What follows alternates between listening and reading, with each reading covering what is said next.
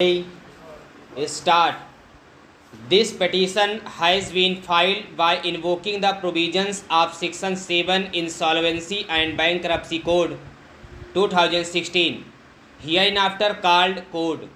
read with Rule 4 of Insolvency and Bankruptcy Application to Adjudicating Authority Rules 2016.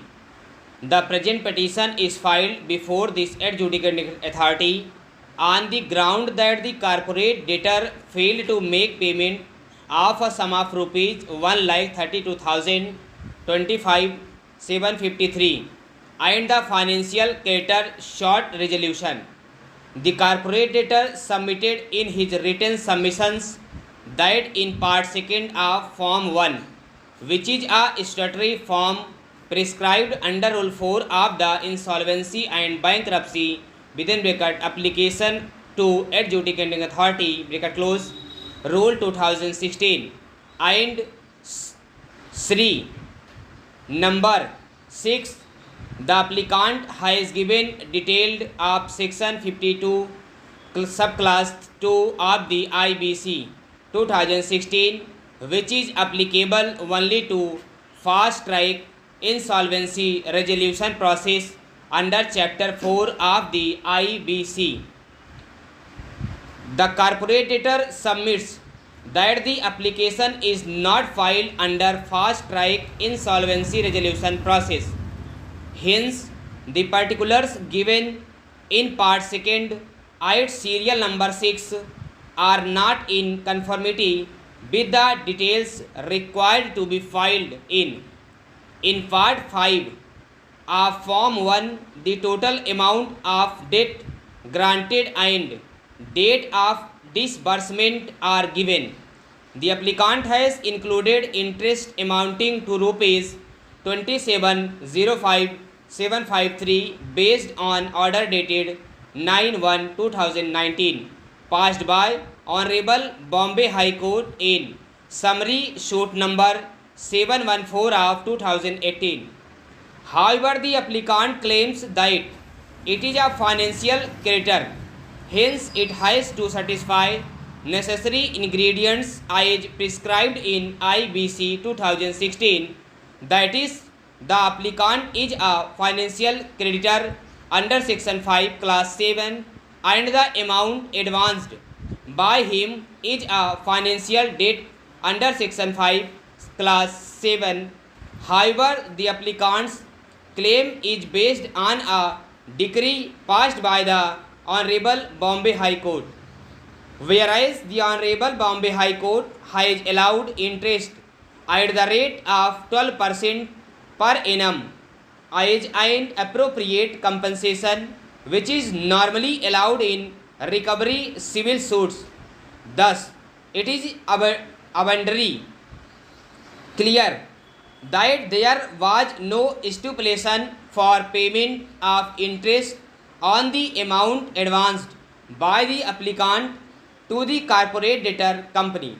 Hence, in absence of any agreement prescribing interest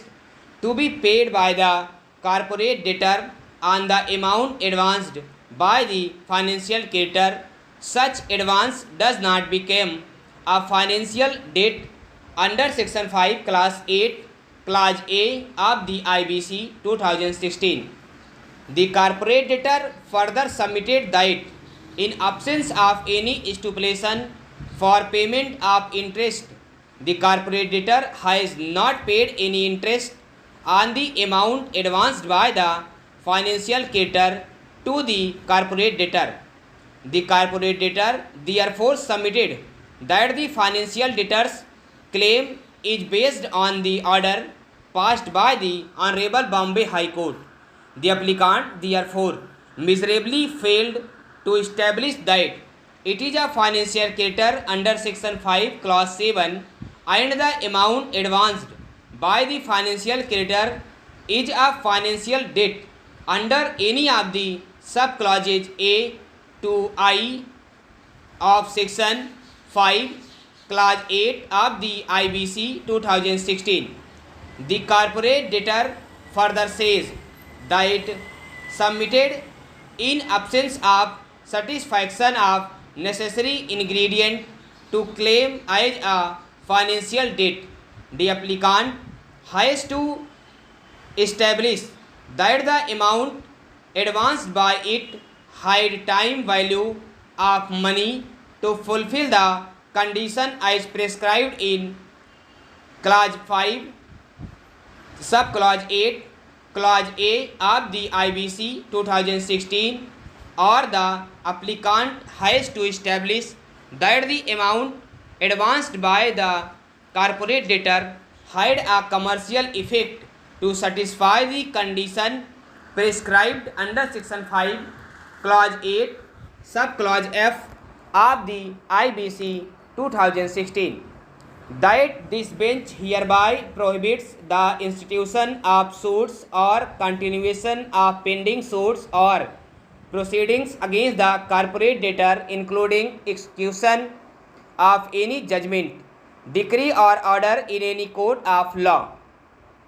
tribunal, arbitration, panel or other authority transferring, encumbering, alienating or disposing of by the corporate debtor any of its assets or any legal right or beneficial interest herein, any action to foreclose, recover or enforce any security interest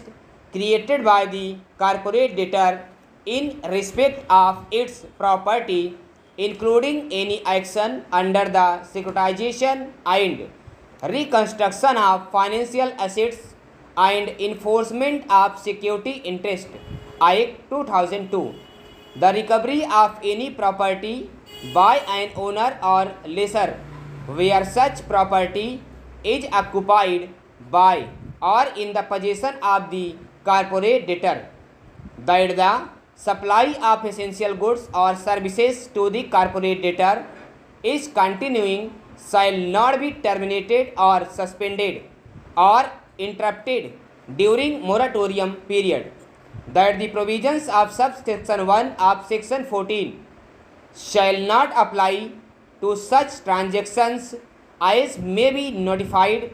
by the central government in consultation with any financial sector regulator, that the order of moratorium shall have effect from the date of pronouncement of this order till the completion of the corporate insolvency resolution process or until this bench